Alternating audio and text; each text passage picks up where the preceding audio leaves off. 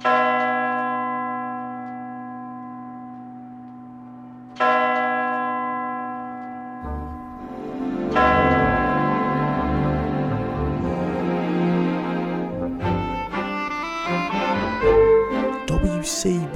presents The Adventures of Sherlock Holmes, the original and immortal stories of Sir Arthur Conan Doyle's dramatised anew, with Bird Boy as Dr. Watson and Olivia in the role of Sherlock Holmes.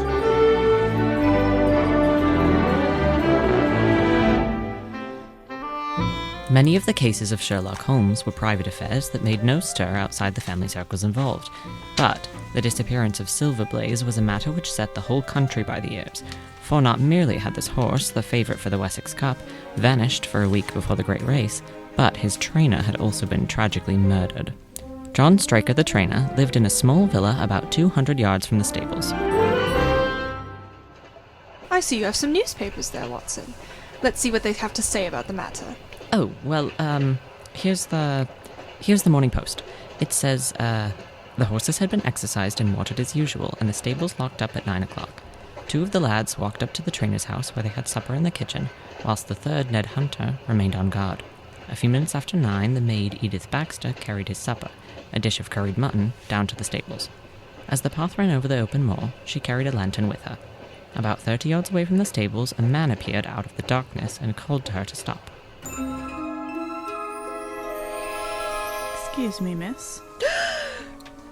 Can you tell me where I am? I'd almost made up my mind to sleep on the moor when I saw your lantern. You're close to King's Pyland training stable, sir.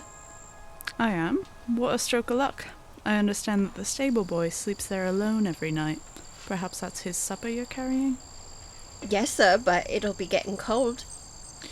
Yes, but, you wouldn't be too proud to earn the price of a new dress, now would you? See that the boy gets this note tonight, and you'll have the prettiest dress that money can buy. Let me pass, sir. I am not giving notes to anybody. The girl was frightened by his manner, and she ran past him to the stable window hatch, through which she always used to hand the boy his meals. The hatch was already open, and the boy was waiting inside. She'd just begun to tell him what had happened when the stranger came up again. Good evening. I wanted to have a word with you. Yeah, what business have you here? Business that may put something in your pocket. You've 2 horses in for the Wessex Cup, Silverblaze and Bayard. Let me have the straight tip, and you won't be the loser. Is it a fact that at the weights Bayard could give the other 100 yards? So you're one of them damn touts.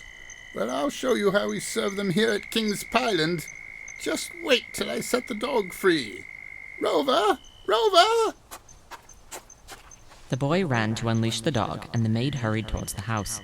But looking back, she saw the stranger leaning in through the stable window. A minute later, when Hunter rushed out with the dog, the stranger was gone. Yes, that's as far as we can get with the Morning Post, I'm afraid. Mrs. Hudson very stupidly used the other half of the paper to light the fire this morning. I'm sorry. Oh, no matter, my dear fellow. The Telegraph has also covered the occurrence very fully. I have it here.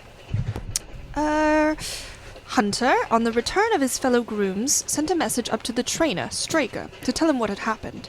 Straker seems to have been vaguely uneasy about the matter, for although he'd been to bed, he got up again, at 1 o'clock in the morning, telling his wife that he was going down to the stable to see if all was well. He put on a mackintosh, for it was raining heavily, and left the house. Quite a wealth of detail, my dear Watson. And here I have the notes of Mrs. Straker's statement. After her husband had gone out, she went back to sleep again, and didn't wake until 7 o'clock in the morning. Finding him still absent, she called the maid and they set off together for the stables. They found the door wide open. Inside, huddled on a chair, was Hunter, in a state of complete stupor. The lads in the loft had heard nothing all night, but the favourite stall was empty, and there was no sign of the trainer. Hunter had obviously been drugged. Undoubtedly. Miss Straker and the maid left him and ran up the moor to see whether Straker had merely taken the horse out for exercise, and so the murder was discovered. Suppose you read me the rest of Mrs. Straker's statement. Oh, well, yes, here it is. Some quarter of a mile from the stables, Mrs. Straker and the maid found Straker's coat flapping from a furze bush. Immediately beyond, there was a bowl-shaped depression on the moor. and at the bottom of this, John Straker's body was found. His head shattered by a savage blow from some heavy weapon, wounded in the thigh, a long clean cut evidently inflicted by some sharp instrument. Straker had obviously tried to defend himself, for in his left hand he grasped a red and black silk cravat, which was recognized by the maid as having been worn by the stranger who'd spoken to her outside the stables. Hunter, the stable boy, also identified it when he'd recovered from the effects of the drug. This was apparently powdered opium, which had been put into his curried mutton. Now that explains what the stranger was doing as he leant through the stable window. For the lads who had the same meal at the trainer's house were quite all right, so only one plate had been drugged. It goes on to say there were abundant proofs in the mud which lay at the bottom of the fatal hollow that the missing horse, Silverblaze, had also been there at the time of the struggle. Well, Watson, that has passed our little journey quite agreeably. And here we are at Tavistock. Tavistock lies like the boss of a shield in the middle of the huge circle of Dartmoor. Two gentlemen were waiting up for us at the station. Silverblaze's owner, the well-known sportsman Colonel Ross, and Inspector Gregory of Scotland Yard. I'm delighted that you've come down, Mr. Holmes. The inspector here has done all that could possibly be suggested, but I wish to leave no stone unturned in trying to avenge poor Straker and recover my horse. I trust that I may be able to assist you, sir. Has there been any fresh development? I'm sorry to say we've made very little progress. As you know, we've had no difficulty in tracing the stranger. He was well known in the neighbourhood. His name is Fitzroy Simpson, a man who's come down in the world and lives by a little quiet and genteel bookmaking in the London clubs. His books showed he was carrying bets up to £5,000 against the favourite. When confronted with the cravat, he turned very pale and was utterly unable to account for its presence in the hand of the murdered man. Of course, Straker himself was wounded, wasn't he? In the thigh? He may have wounded himself in the convulsive struggles which follow any brain injury. Excellent, my dear Watson. It's more than possible. It's probable. In which case, one of the main points in favour of the accused disappears. A minute later, we were all seated in a comfortable landau and were rolling through the quaint old Devonshire town. A clever counsel would tear your case to rags. Why should Simpson take the horse out of the stable? If he wished to injure it, he could do it there. Has a duplicate key to the stable door been found in his possession? What chemist sold him the powdered opium? Above all, where could he, a stranger to the district, hide a horse? And such a horse as this? Tell me, what is his own explanation as to the note which he wished the maid to give to the stable boy? He says it was a £10 note and one was found in his purse. Also, he's not a stranger to the district. He's twice lodged at Tavistock in the summer. The opium he probably brought with him from London. The key, having served its term, will be hurled away. And as for the horse, he may well lie at the bottom of one of the pits at old mines upon the moor. What does he say about the cravat? He admits that it's his and says he lost it. But a new element has been introduced into the case, which may account for his leading the horse from the stables. We found traces that show that a party of travellers encamped on Monday night within a mile of the spot where the murder took place. On Tuesday, they were gone. Simpson may well have been leading the horse to them when he was overtaken. It's certainly possible. The moor is being scoured for them. Meanwhile, I've examined every stable and outhouse in Tavistock and for a radius of 10 miles. There's another training stable quite close, I believe. Yes, and that's a factor we must certainly not neglect. As Desborough, their horse, was second in the betting, they had an interest in the disappearance of Silverblaze. Silas Brown, their trainer, is known to have had large bets upon the event, and he was no friend to poor Straker. However, we've examined his stables, and there's nothing to connect him with the affair. And nothing to connect Fitzroy Simpson with their interests? Nothing at all. Well, here we are. Our driver pulled up at a little red brick villa which stood by the road. Colonel Ross asked Holmes whether he would like to go on to the scene of the crime. No, I think I prefer to stay here a little while and go into one or two questions of detail. Straker was brought back here, I suppose? Yes, he lies upstairs. The inquest is tomorrow. He's been in your service some years, Colonel. I've always found him an excellent servant. I presume that you made an inventory of what he had in his pockets at the time of his death, Inspector?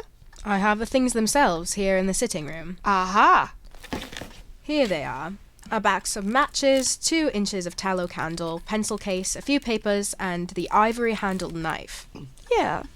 A very singular knife, Watson. Surely in your line. It's what we call a cataract knife.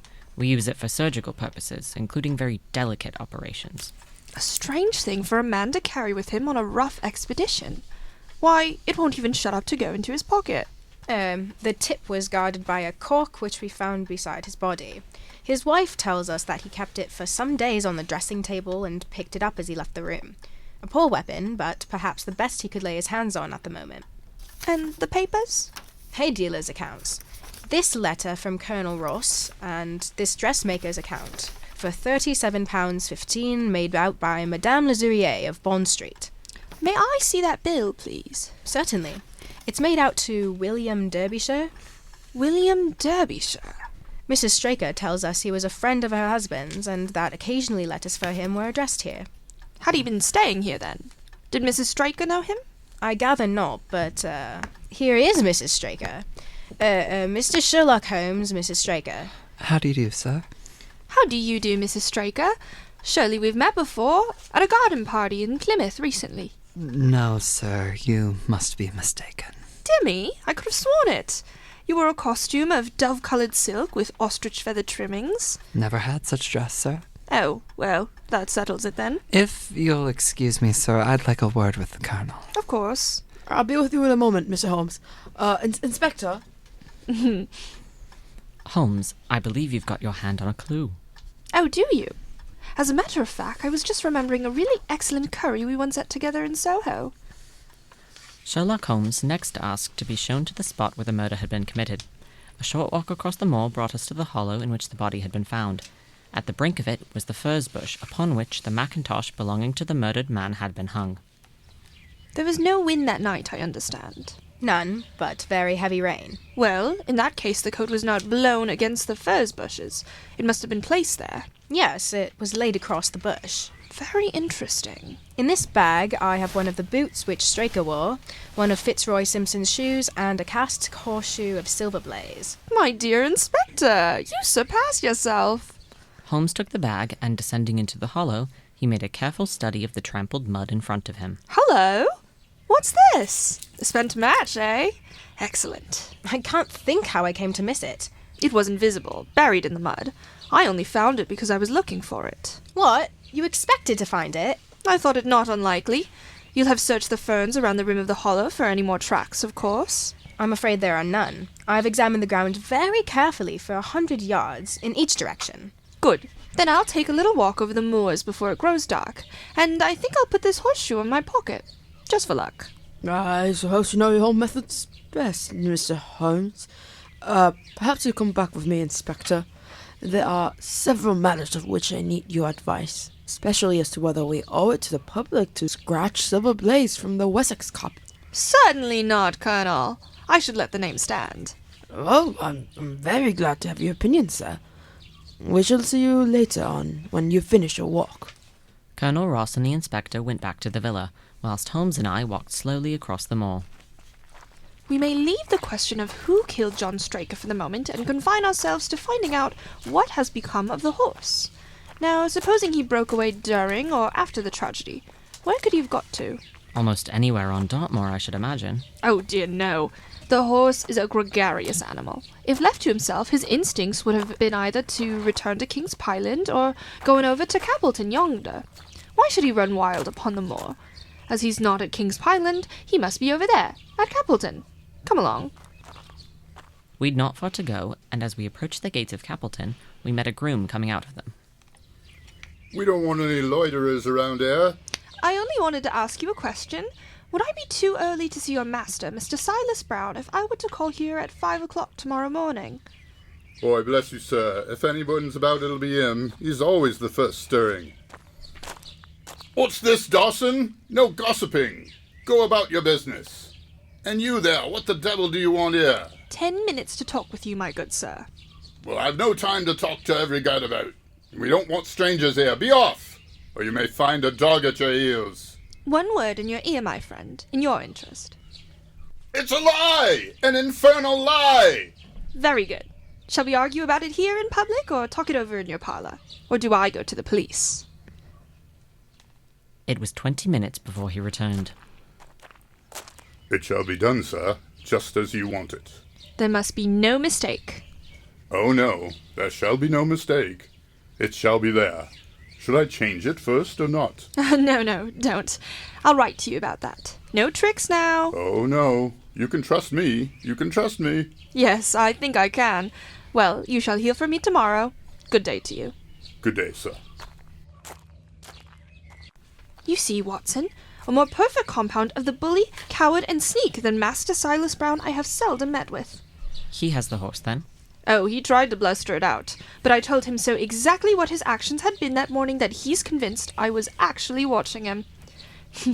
He was first down as usual, and, seeing a strange horse wandering on the moor, he went out to it. When he recognized it as Silver Blaze, from the white splash on his forehead, his first instinct was to return it to King's Pyland stable, which he set out to do.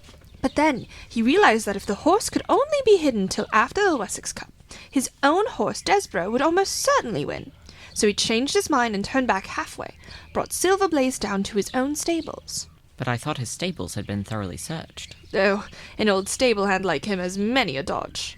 Ah, but aren't you afraid to leave the horse in his power now, since he has every interest in injuring it? My dear fellow, he'll guard it like the apple of his eye. He knows that his only hope of mercy is to produce it safely at the racetrack for the Wessex Cup. I made that perfectly clear to him. But I have a little trick to play on Colonel Ross. You may have noticed that his manner to me was just a trifle cavalier. So neither of us, please, for the present, will say anything to him about the horse. Well, certainly not, if you wish it. And of course, this is all quite a minor matter compared with the question of who killed John Straker. And you will devote yourself to that in the meantime? On the contrary, we'll both go back to London by the night train. I was thunderstruck by my friend's words. We'd only been a few hours in Devonshire. That he should give up an investigation which he had begun so brilliantly was quite incomprehensible to me. Not one word more could I draw from him until we were back at the trainer's house, where the colonel and the inspector were waiting for us. My friend and I returned to town by the midnight express. We've had a charming little breath of your Dartmoor air. Ah, so you despair of arresting the murderer of poor Straker? There are certainly grave difficulties in the way. I have every hope, however, that your horse will be at the racetrack next Tuesday, and I beg that you will have your jockey in readiness. Oh, may I take this photograph of John Straker with me back to town? Well, Inspector, I'm rather disappointed in our London consultant. I don't see that we're any further than when he came. At least you have his assurance that your horse will run next week. Yes, I have his assurance. I should prefer to have my horse. We went outside. Goodbye. Goodbye, Colonel. I hope to see you at the Wessex Cup and Silver Blaze. Goodbye, Inspector. But, Mr. Holmes, isn't there any point to which you would wish to draw my attention? To the curious incident of the dog in the night-time. The dog did nothing in the night-time. That was the curious incident. 4 days later, Holmes and I saw Silver Blaze win the Wessex Cup by a good 6 lengths. But it was not a Silver Blaze that even its owner could recognize. There was no trace to be seen of the famous white splash on its forehead or of the mottled off foreleg. The Silver Blaze that won the Wessex Cup was a powerful bay. It was only in the weighing enclosure after the race that Holmes began to explain, to a colonel who was completely bewildered.